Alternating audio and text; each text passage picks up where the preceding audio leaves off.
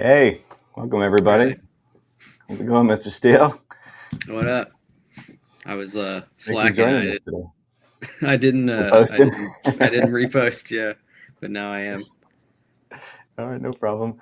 Well, thank you for everyone who's joining us here on the live stream today. We are lucky to have Steele Davis joining us. We're going to get to talk a little bit about the Mr. Steele 7-inch frame, as well as announce the lucky winner from our contest that we've been running for the last month or so.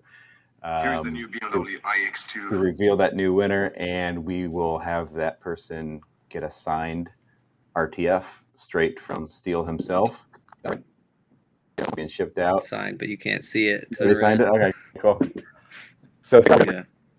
The winner here in just a little bit. Before we do that, we wanted to get a chance to catch up with you, Steele, kind of see what's going on, let your fans and followers kind of get a behind the scenes of what's been going on in your life and FPV and drones, and catch us up a little bit. So what's it been like in 2024 so far? Any highlights or something you want to share with us?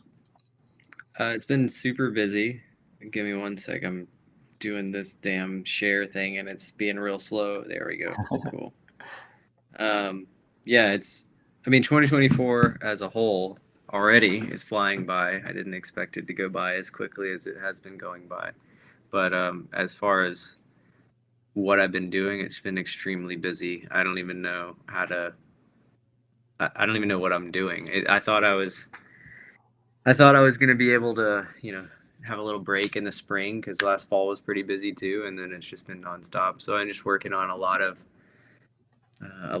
movie commercials. I've done literally like probably 25 different things, drone commercial wise, in the last 3.5 months. Wow. A lot of traveling, and in the next month, or not even really, in like 2 weeks, I'm flying to Finland, Helsinki, and then I bought a car over there. I'm going to take a ferry over to Stockholm and then drive all the way down to Belgium to go to a track day at Spa, which is a F1 track over. Yeah. And then after that, I'll drive to the Nürburgring and do a couple days there. So wait, you bought a car just to do all these track days in Europe? Yeah.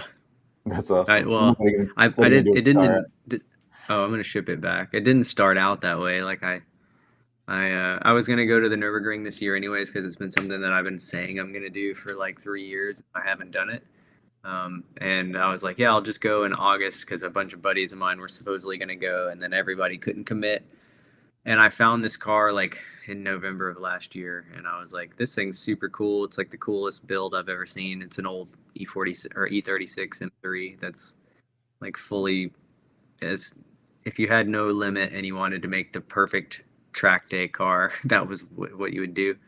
Okay. And I just kind of was like, this thing's cool. And I kept messaging the guy, and after 4 months of like back and forth with the guy, we struck a deal. And it just so happened that I was going to go to Europe anyways, so I just changed my trip to a month earlier and decided to drive this car instead of just renting another person's car. I'd have my own vehicle, and then I could bring it home and have those, experiences of, whatever happens in Europe, assuming it's all good. It might not be good. It might break down. It might do fun things. So, are you planning on doing any kind of drone stuff while you're over there? Yeah, I plan on bringing all of my FPV stuff, and I literally for the last couple weeks have been saying and telling myself, I've actually told other people too, that I'm going to be making a video talking about where I'm going to be and what I'm going to be doing, so that I can meet up with fans and hang out with people, because I am going to be kind of all over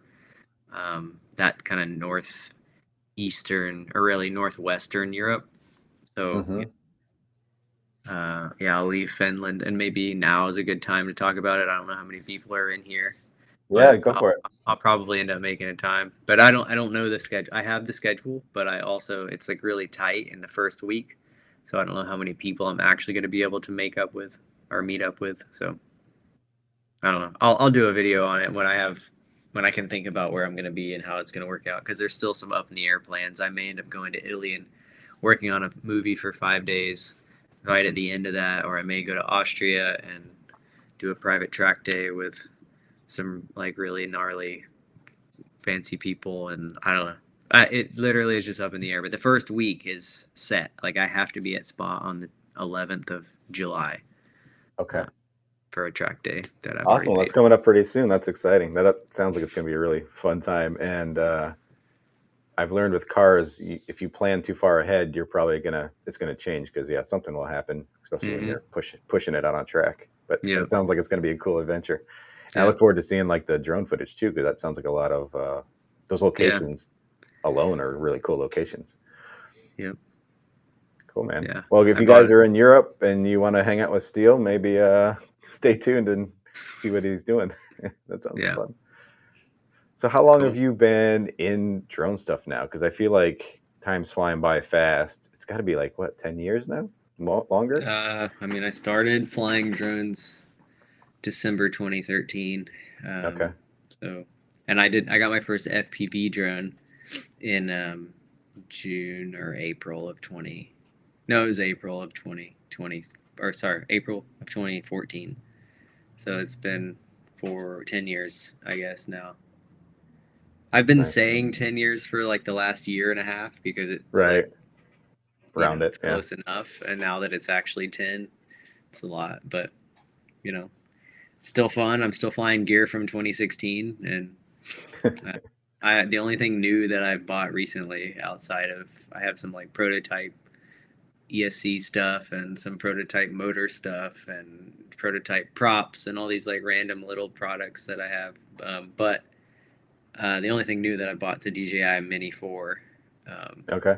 Because I planned on flying on this trip, and I'm like, I need something small that's, semi-autonomous, so I don't have to like get out, and I can just sit in the car and put it on the roof and take off and not worry about it. Where FPV stuff's a little more hectic, especially if you're, you got to set up and do it, and then park, and then pack it up, and then get in the car and find a location that maybe somebody's not going to freak out. Where with a Mini, I can just like take off and like drive to the next location and then film, and then drive to the next location and then film, and I'm not worried about the aircraft like crashing if I'm not actively watching it. Yeah, that'd be nice. So with like 10 plus years of experience now, you've probably felt like you've done a lot of, maybe what you had set as a challenge or a goal. What gets you still excited within drones and FPV? Does anything still make you excited to go do it? I mean, I think going out with friends is still the most exciting thing, but all of my friends have either aged out or gone to something else. Like literally everyone that I used to fly with here is doing something with drones, just in a more, professional facet of some way. When people start making money with their hobby, it takes them away from the hobby aspect, and then they they have responsibilities. Everybody's getting older too. I started flying drones when I was 24. I'm 34 now. A little more responsibility. I don't have kids or anything, but your scale of living goes up as you get older, and you're like, well, I expect this thing now and these things. I don't know. I still really enjoy flying. I wish there were more people that lived kind of close to me that flew FPV, like freestyle the way that I fly. But everyone's got their own style now, because DJI has almost brought in like this whole new era of FPV, because when I started flying drones in 2014, like I had the mindset to get an FPV drone, and then I'd be able to just sit in my house and explore the neighbor's house and like go and do all these kinds of things. But the range was so limited that it really specialized in tight, really fast stuff, because there was this low latency. The range sucked, and the durability was pretty high. So we just would do as many flips as possible. And now DJI, I could like plug in a drone and sit right here and fly my entire property and like the neighbor's property, and just, you could do everything that I wanted to do.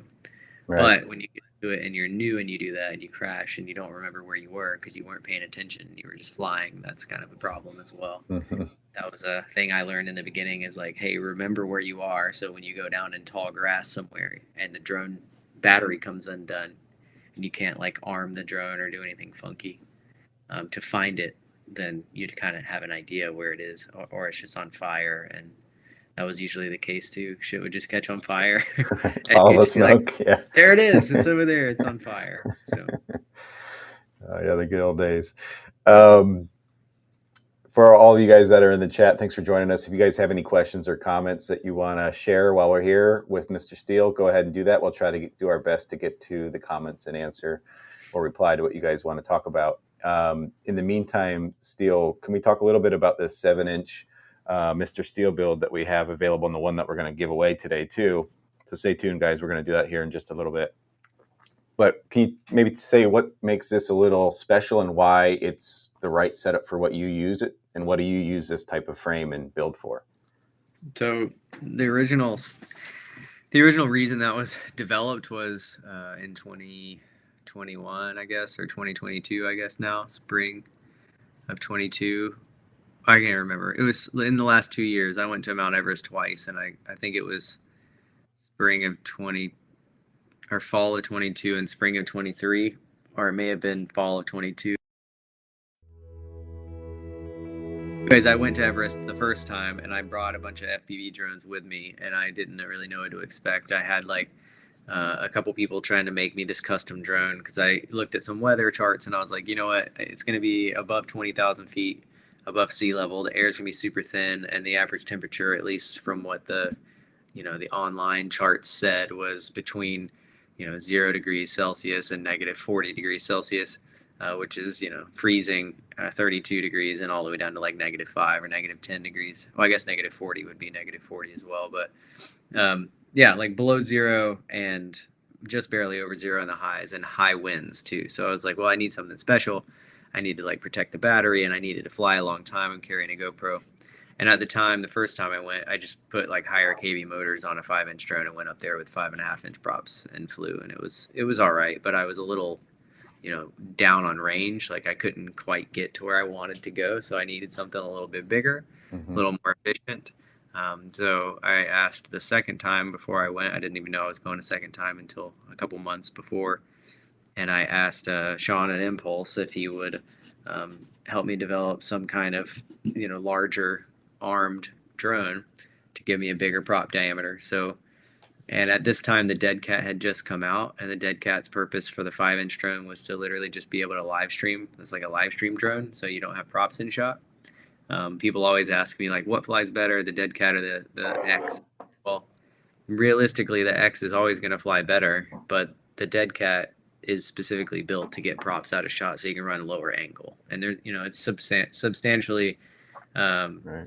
The same stiffness. You're not running the CG in the same place, so the aircraft flies a little bit different, but it doesn't fly like horribly worse. It's just it flies a little bit different. It's got a different characteristic, and if you're trying to sacrifice props in shot or not having props in shot, it's like a sacrifice that you're having to make just because that's mechanically how it works. But so the Dead Cat had just come out, and we're like, well, let's see if we can run the arms a little longer. See if we can get a 7-inch arm. And it became this like big long debacle on how to make it not have a resonant frequency that would cause a flight controller to freak out, because when you start getting to longer and bigger pitch, or not bigger pitch but bigger diameter props and longer arms, unless you make the arm super thick or you run a tubular arm design, there's a lot of differences in how to make these quads fly, or not cause a flight controller a lot of havoc. And this was the final product of that, where I ended up taking it to Mount Everest and flying around that area. I never actually flew Mount Everest, because if you haven't watched any of my videos, you can't even see Mount Everest from base camp, which is at 18,000 feet. You have to go to Camp 2, which is like a ridiculous situation to get to. You have to like ice climb and go up through glaciers and sleep at 22,000 feet above sea level and do all kinds of stuff after you've been there for over a week or two, I guess. And it's expensive, time consuming, and very stressful on your body. So I've been there twice, still haven't flown Mount Everest, don't intend on going back. Maybe I will at some point. But yeah, the aircraft is flown. You were able to fly around the area, just not at the actual Everest? Yeah, so you can't even you hike for 4 days, or sorry, for 7 days, depending, 7 to 10, and it's 40 miles from Lukla, which is at 10,000 feet, to base camp, which is at 18,000 feet. So you climb 8,000 feet over the course of 40 miles, and it's ups and downs through the mountains. You're literally just walking a trail, and then when you get to base camp, you're at the base camp to live there indefinitely until there's a weather window to summit Mount Everest. But Mount Everest has 4 camps before you even get to the peak. So there's Camp 1, which is like, I don't know in distance. It's meandery through a glacier. It's super dangerous. And, you know, you go up from 18,000 at base camp to like 19.5 and you sleep there. And then you go to, you know, Camp 2, which would be at 21 or 22,000 feet. And then you come back down to Camp 1, you sleep again, you go up to Camp 2, then you hike Camp 3, and then you come back down to Camp 2 and you like leapfrog just because you're getting such high elevations. And then when you go beyond Camp 3, you're supposed to use oxygen for Camp 4 and then the summit, which, you know, those are only relegated to the days that you're actually going to try to summit. But anyways, you can't even see the mountain. It's behind another mountain. So you're kind of in this valley and you have to walk between these two up this glacier between these two mountains. And then you kind of start to see Mount Everest behind this other mountain. And anyways, it's just it's a pain in the butt to get to without suffering a bunch. And I did go up there. I mean, for me from the outside, you know, I see video clips and Yeah. you don't see all that behind the scenes of what it takes to get there. You see somebody summiting and it looks like, oh, not that bad, right? But I'm sure you can appreciate all the effort it takes by being there. And yeah, it's a lot of time and effort to get there, and a lot of just beating your body up. Like you build your body to a certain point, and then as soon as you get up there, your battery's draining from the time you get up there to the time you leave. You're not getting better when you're up at 20,000 feet. Right. And maintaining, you're just getting worse. So you're up there and you're just hoping that your battery is draining slow enough to the point by the time you get to the summit that you have enough left to get back down and get back to civilization. I'm sure there are people in better shape that have way more experience that are more suited, but I was up there with all the people that ended up summiting, and I would say like 30% of them shouldn't have even been up there, and the rest of them, there was only like, you know, probably 20% that were actually like, you guys are, this is what you're built to do, and this is what you love to do. And then the rest were kind of like, you might make it, you might not. But they ended up making it because, you know, all your stuff's being carried by a Sherpa or someone, a porter, or someone, not a Sherpa, but a porter, someone carrying the gear and bringing you your oxygen bottles. And, you know, doing it unaided with oxygen and without anybody helping you would be like, you know, the 0.0000001%. There'd probably be 3 people a year that summited if that was the case. I saw in the comments someone was asking related to this build why the antenna placement was where it was. You want to just talk a little bit about why? I don't know if it'll focus. Yeah. But there's 2 antennas on here for the radio, for the receiver here, and 1 vertical. Why would you have 1 in each of these placements? So when you're doing like longer range stuff, and I don't know if this is like this is maybe not common knowledge anymore, but you have these dipoles on there, which are antennas that have 2 ends that are receiving, right? So this is one big long, I guess it's a 900 megahertz, like a quarter wave dipole. So regardless of, you have the length of antenna that is for the frequency that you're using. So the lower the frequency, the longer the wavelength. So that's why the antennas get longer. You can run shorter ones, but it's like an 8th wave or a 5th wave, and you end up dealing with too many reflections and it's not as good. So anyways, that's like the standard Crossfire antenna. And then you also have different polarizations. So depending on how your transmitting antenna is oriented. Right. So if you're sitting on the ground and your transmitting antenna is oriented up like this, you have a dead spot here and you have a dead spot on the bottom. And the best range that you're going to get is when your receiving antenna is in the same orientation. So if the drone's flipping around and doing all kinds of stuff, if the drone's in this orientation and your ground antenna's on this orientation, you're going to be out of polarization, and that's going to give you it's going to give you like less range, essentially, in a nutshell. So you want them to be in parallel with each other, and with a drone moving, doing things, it's going to always be slightly off, and you're literally cutting into your range the more off you are. So if you have a diversity receiver, then you have 2 antennas that are oriented perpendicular to each other. And as the aircraft rotates, one goes out of polarization and the other one comes into polarization. So you end up having better reception over long periods or long distances. And depending on if you're having any interference with other signals in the area, you always want to have a higher gain with your reception. Like you want the highest gain you possibly can. And as you start to go out of polarization, you're losing a little bit of that gain. So you're gaining it with the other antenna, if that makes sense.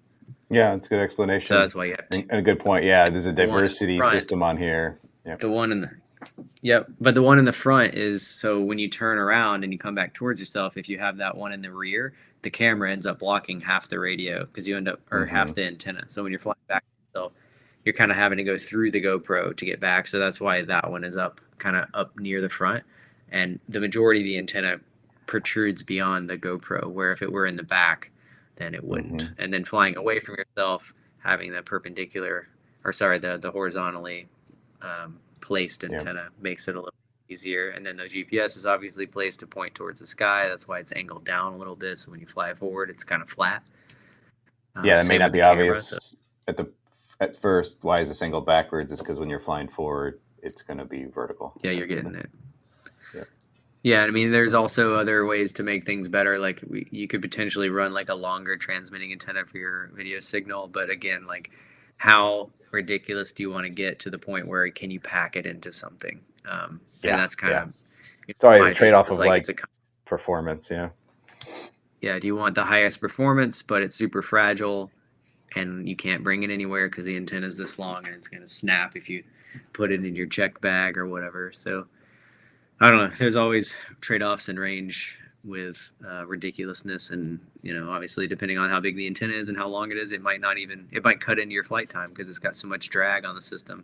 I know that doesn't sound super feasible, but really long, big antenna. I used to fly these big, like grapefruit-sized 1.3, like 1.3 megahertz, or gigahertz. Sorry, 1.3 gig, and they were just like this big, and you fly with them and you crash and that thing would be all mangled and you try to bend it back straight. The circular polarized stuff. So someone said, how do you track all the different flight regulations internationally? Yeah. I don't. I just fly. I partially rely on like local guys if I'm flying with them. But I predominantly fly in rural locations. I'm not like going to downtown London and like flying in a city. Right. I'm not going to do that for multiple reasons, but yeah, if I'm flying in a rural area, I'm not going to go out of my way to like do some kind of, I have the license to do this. Like I'm only visiting, I'm in a rural area. The chances of something happening are so slim, it doesn't even matter. I just use common sense. Like it's a drone. Like it's not like I'm bringing firearms with me in a country that I shouldn't bring firearms. I mean, maybe they consider drones firearms in certain countries, but I'm not. I imagine when you're doing commercial work too, you may have a production team or somebody that's helping you on set anyway that already have things that. Yeah, well, I think he's saying for like if I'm just doing this trip and I'm flying somewhere where I'm not being paid to do so and I'm just like flying for fun. That's kind of the other part of it is I'm a hobbyist at that point. I'm in another country. I'm not being paid to do so. So like, how many of you guys are international that are, trying to abide by the rules that are not doing it professionally? The guys that usually want to follow regulations are people that are kind of under scrutiny because of their social media. They're like, oh, well, I do this professionally. And if I post a video of me like flying in this place and then somebody talks shit about it, then, I live in the country, so I might face scrutiny from the country's law-abiding, law makers, where like, I'll be in Belgium for 24 hours, like, fucking come after me if you're gonna do something. I'm flying in a park in Belgium, like seriously. Like if you have a problem with it, then I feel like you got bigger problems. Yeah. Sorry if I keep cussing. A lot of places they're starting to have stuff more publicly posted in terms of the rules and regulations, so you can probably find it online if you wanted to search it. Yeah. I agree with you. Just some of the common sense stuff probably takes away 99% of. It's going to be a problem. Probably not going to be a big problem. I'll move to the winner of this contest to announce that, and we can still have a chance to chat with everybody and get some comments because I know a lot of people are. Hold on, there are still people in here that are trying to enter. Okay, come on in. There's a guy. It's like, how do I enter? yeah, real quick. Sorry, guys, the entrance is already closed, but I'm sure if this one goes well, we'll do another one in the future because it sounds like people are interested in it. This contest, though, it was relatively simple. It was to submit a video, do a few tricks that Steele does really well that we can recognize, and then we kind of narrowed it down to some of the best ones, and we picked a winner. We're going to announce that today. The tricks were like a tight dive, so going down and usually through some smaller object that was challenging. Orbit, meaning you have an object that you're circling around. And Steele, you do that really well. And I think the difference between someone who can't do it well and can do it well is usually pretty obvious because of how symmetrical the orbit is, how close you are to the object. And then the Rubik's Cube. For those who maybe don't know what that is, Steele, can you explain what is a Rubik's Cube type move? This is a move that was probably invented in 2014 by... So I think a lot of people... It's a weird backstory. So I didn't invent the Rubik's Cube, but I had thought of it, and Sharpoo and I had gone back and forth on doing it because it was just something that was so almost impossible at the time. Yeah. But basically you're flying in a straight line and you flip backwards like this, upside down, so you're still carrying forward momentum. And then as the aircraft's upside down flying backwards, it does a roll back to the same orientation, and then you complete the flip. So if you did a backflip, do a roll and then continue to follow through with the backflip. If you did a front flip, like half a front flip, roll, and then so you end up pointing the opposite way, right? No, you end up pointing the same direction. Or the same way, okay. Yeah, so you can do it through things. So if you have like a hole, you fly at the hole, you flip upside down, you have to like huck the quad through the thing because it needs to be able to do it upside down. So you huck it, it goes through the hole upside down, and as you're going through the hole, you're doing a roll, like just a perfect roll. Actually, I can do it with my phone. So you're flying backflip upside down while it's flipping up, or while it's flying upside down, you do a complete roll, and then you finish the flip, and you end up going the same direction that you're going, or you were originally traveling. So that's why the momentum is cool. So anyways, like Sharpoo and I used to, I remember seeing a video that he posted.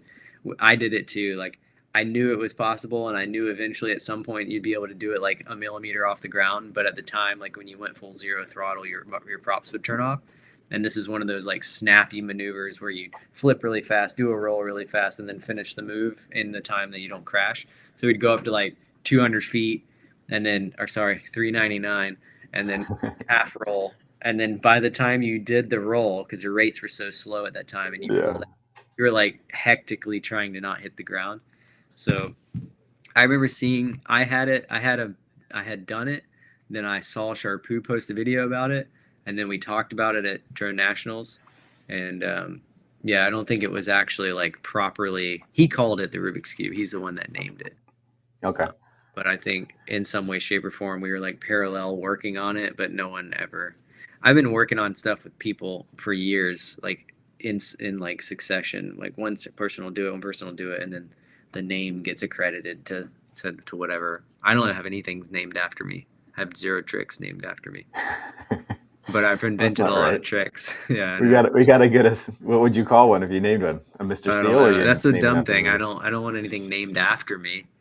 Okay. But I think it's hilarious when pilots try to name tricks. Like I don't even know. There's been some really dumb ones in the recent past where they're like, "This is my trick," and they have like their name in front of it, and then they put some kind of stupid word after their name, and it just cracks me up.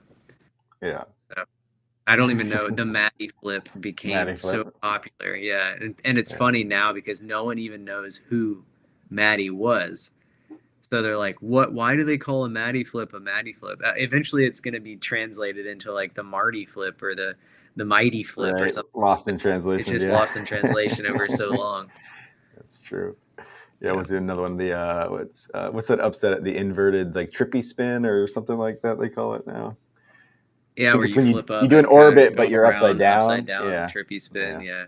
Like who named that?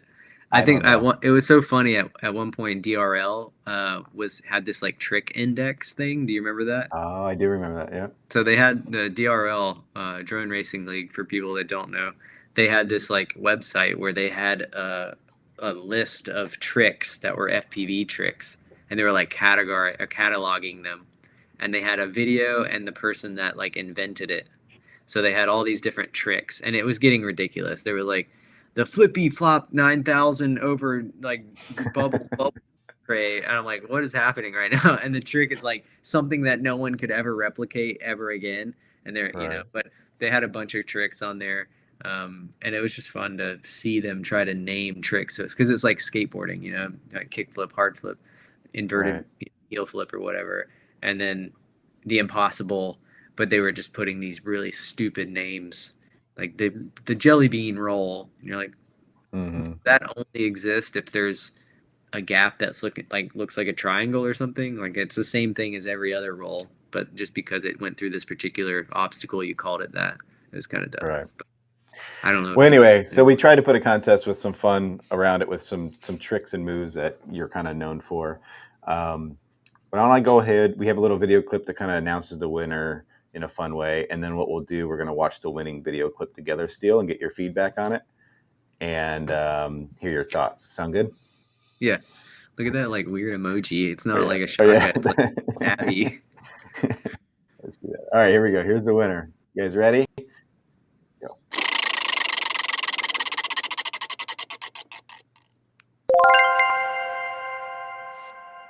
Can you read it there, Steele? Eric R. Salazar. Eric Salazar. Congratulations, Eric. You are going to be the winner of Steele's very own drone. You've actually flown it.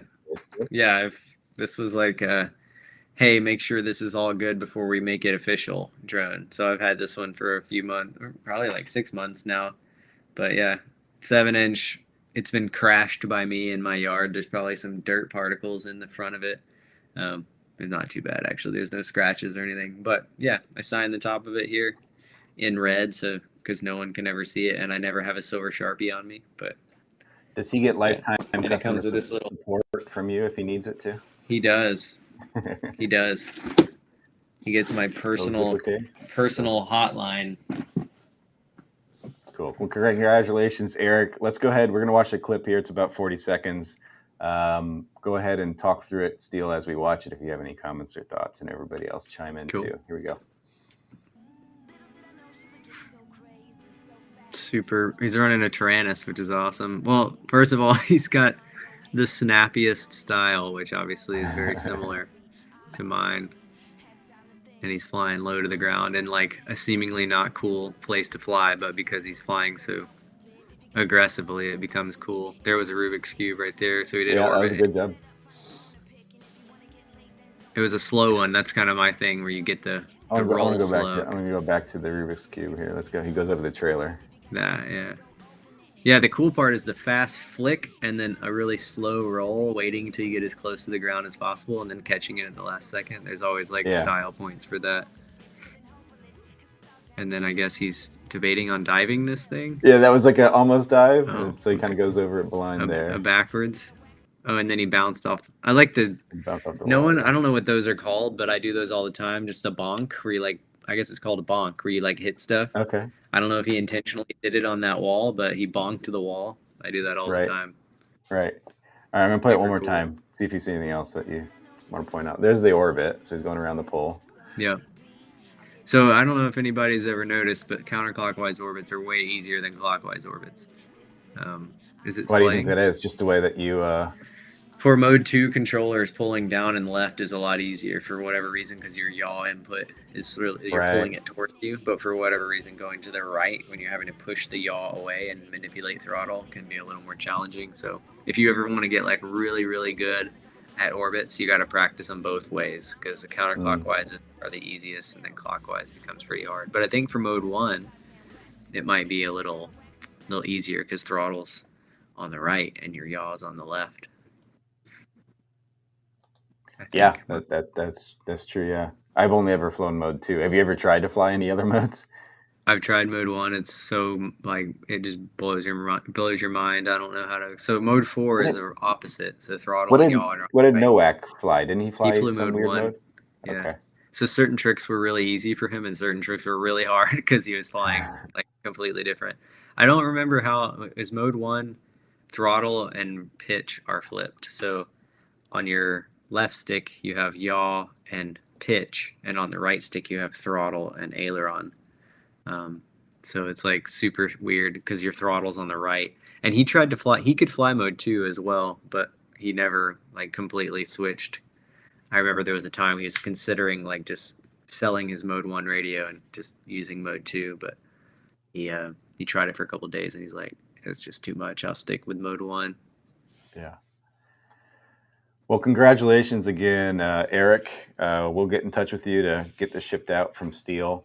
And thanks for participating in the contest. Thank you for everyone else who submitted. We had a lot of submissions, a lot of good ones too. Be sure to check those out if you guys haven't already. I'll talk to the marketing team to see if we can get those posted in any other places to share them around. And I think it was a fun contest. Hopefully we can do something like this again.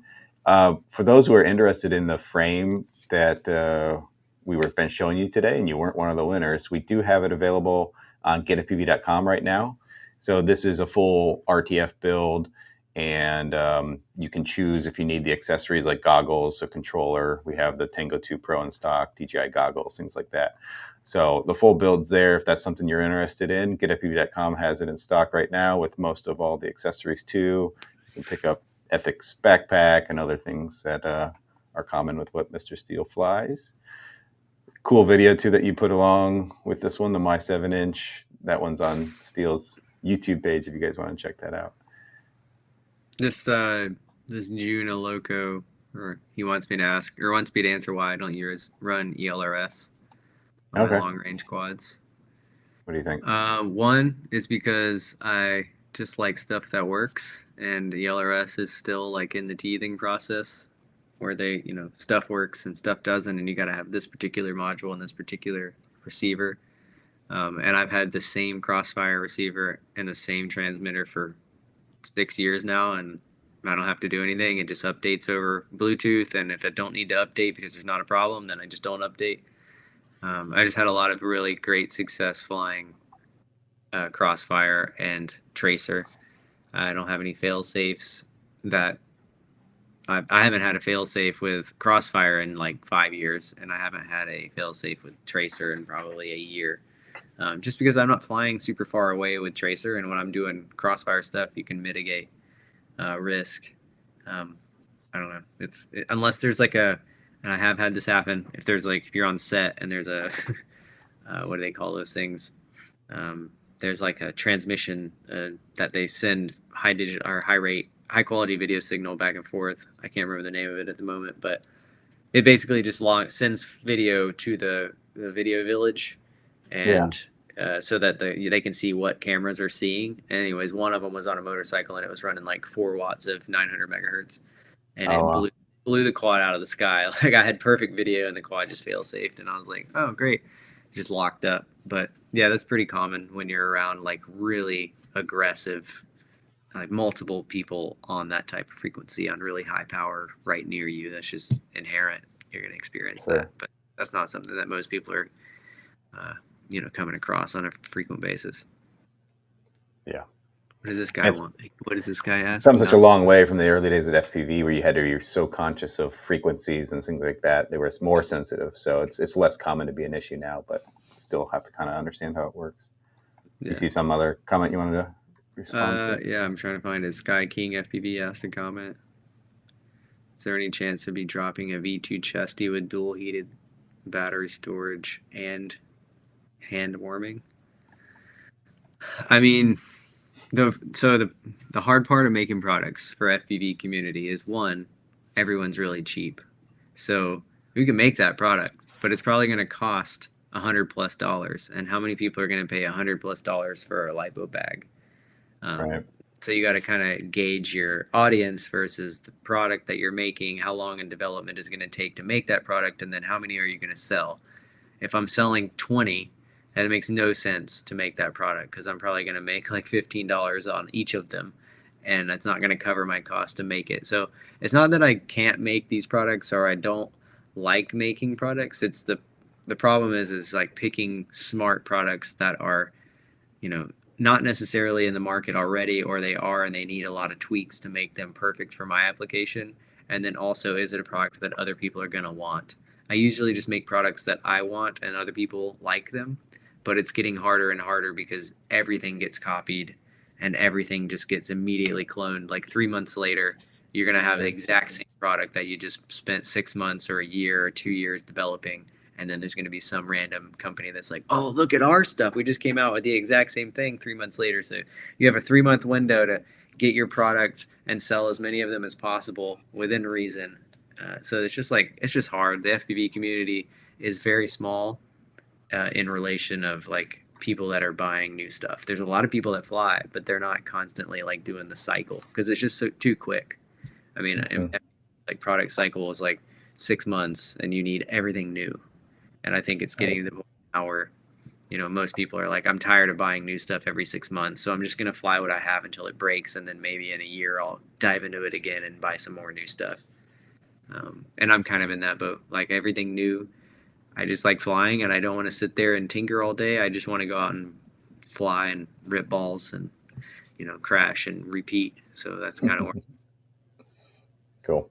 And speaking of something new, I think you have a lot of products out, like you said, through Ethics and working with TBS as well in the past. You have some new motors in the works, it sounded like, too. You know, you've had a number of motors over the years, depending on what use case you wanted. Anything about those motors you want to speak about, or what size they're going to be, you think? Yeah, I mean, I have every year, or well, not every year, but just about every year, we drop a new motor for the most part, like maybe 18 months. It's the longest we've ever gone now without dropping a new motor for a Mr. Steele version. And sorry, big loud motorcycle. The problem with like dropping a new motor every year or two is like, I'm always trying to innovate in some way, shape, or form. Like the first motor came out and it was just like the right size and the right KV and the right windings, and then it became a little harder and you had to run no circlip anymore and you needed like the screw on the bottom. And then that became standard. And then after that, we're like, okay, how can we innovate? So let's do the plastic bottom, the pants, and do like multiple types and you can interchange them. And that became a thing. And nobody copied that because it was like, it was so blatant that if you copied it, there were people that copied it, but it was like, hey, we're going to make metal ones. But that wasn't the reason why I made them. The plastic is so that if it bends or breaks, it can just be torn off and you can just still run the quad in the field. Where if you have a metal one and it bends, you got to like fix it or take the motor off. And it's just a little more pain in the butt. So the reason why I made that didn't really seemingly make sense to other motor manufacturers, and I just kept making it. So then V4 came out, same thing, a little bit aggression, a little bit lighter of a motor, you know, V4 was a little bit stronger of a motor. V3 was the lightest one that we made. V4 was a little stronger because people were complaining about durability, and then V5 was just a little bit more power, a little bit heavier, because now the GoPro session was no longer a thing and everyone was pretty much going to go to Hero 10, 11. So you needed that little bit of extra power, and weight wasn't so much of a factor anymore because DJI and HD systems have kind of taken over and they inherently weigh more. So, you know, all of that stuff in consideration, I think now the newer motor, I'm probably going to go back more towards a V4 style design, like something that's a little more durable, but lighter weight, more so than the current motor. And then also we're going to try some different magnet arrangements and different gaps. And I mean, we've been doing that for almost 7 years now, as far as like trying different things. So after all of that, I hope this new motor, in theory, it should be like 3 to 5 grams lighter than the V4, which was right around 30 grams a motor. I know that doesn't sound like, it sounds like a lot, which it is a lot. I mean, shaving, like, what is that, like 15% of the weight off of, or 20% off of a motor is pretty serious, especially if you're not trying to lose a lot of durability. So, you know, all of these things, that's like our estimated, it probably will be 2 to 3 grams, but we're shooting for 5, but we might lose too much durability with 5. So there's always like some give or take. And there's also different materials and spoke design, and I'm always like trying to get aesthetics and functionality at the same time.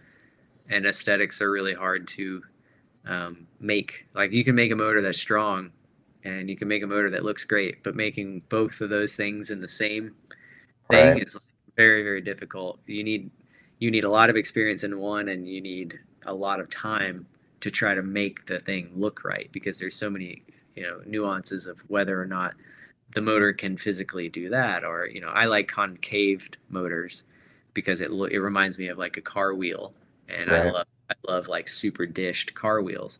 If you just make a flat face, like anybody can do that. But for whatever reason, because the inherent way motors are made, especially FPV motors, you got a magnet and a stator, or not a not a magnet, but a stator and a bearing that you have to play with, and you can't go too far in because you start pushing into the stator, and you can't like score the stator.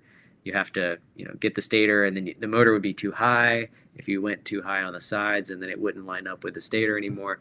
So there's a lot of weird design problems that come about making a aesthetically pleasing motor that I think looks good, and then also a durability problem where if you start making it too concave, when you hit the ground, does it bend the bells in a way that doesn't, it's not conducive with going to fly again. So a lot of little nuances, and the same thing goes into every product development, and I don't think people understand that stuff until they do it. And I've had plenty of people in the past like talk crap on me and ethics, and then immediately, like 6 months, a year, 2, 3, 4 years later, I get a call and they're like, hey man, I'm trying to do this, how can you help me like design this, because this is the problem we're running into, like I can't get it done cheap enough to make it worth doing. And I'm like, I'll help you, but I remember that you're talking crap on me for not making this thing $2, and it's just a lot of time and effort, and people need to be compensated for their time and effort, and I would prefer it go to everyone, and that's why we've tried to keep our prices as low as we can. But with inflation, we haven't gone up in price. Whatever, it's just part of the game, and I'm doing it for fun. So that's not my main source of income. That's literally just fun for me. Making products, flying FPV now. I do, my main majority of income's coming from the film world. So the FPV community is just like a cool side gig that I get to play with again, instead of like my full-on career, which it was like 2-3 years ago. That was like my main source of income. So it was harder, like taking it a little more seriously, and I don't like taking things too seriously. It's not worth it. In the film world, is there anything you're working on or about to work on that you can talk about, or any details you can give us at all? Yeah, I mean, I'm always working on there's no like special NDA things. Like 2 days ago, I was working on a Grady, which is a hospital in Atlanta. I was working on a commercial for them. And then like 2 weeks before that, I was on I don't even know. I never remember the names of the shows. They're like Netflix and HBO shows. Then we did a U.S. military commercial, like a Marine commercial, like 2 weeks before that. And then I was on 2 films, one in Bahamas and one here in Atlanta. Those were like Tyler Perry films. I work a lot with Tyler Perry Studios since they're based here in Atlanta. Yeah. And then I think like next week we're working on Stranger Things. I worked on Stranger Things like 2 months ago. I was a night shoot. I hate night shoots. They start at 10 p.m. and go to 10 a.m. Terrible for your sleep schedule. And then I think they need to pay more for night shoots, because night shoots just not like one night shoot. Like you've been up all day, and then now you're going to be up all night, and you're screwed the next day. So anyways, that sucks. So yeah, I'll be on Stranger Things or some kind of Superman or some film here in the next few weeks, and then I'll be going to Europe for 2-3 weeks. Cool. Yeah. Well, that's awesome. Well, I really appreciate your time today, Mr. Steele, and everybody who's joined us in the live stream. Congratulations again to our winner. That was Eric, right? Yeah, Eric Salazar. We will get this drone out to you here soon, signed by Mr. Steele. And everyone else, stay tuned. If we have another contest come up in the future, we'll let you know. Check out the frame. It's on GetFPV.com right now if that's something that you're interested in terms of buying an RTF. You can also buy the frame, the motors, all those things are available separate if you wanted to build your own or modify it some from what it is today. Anything else, Steele, before we go? No. Good to go. Thank you guys for coming and hanging out and talking to each other in the chat, which is always fun. Yeah. Thanks for everyone participating. We'll see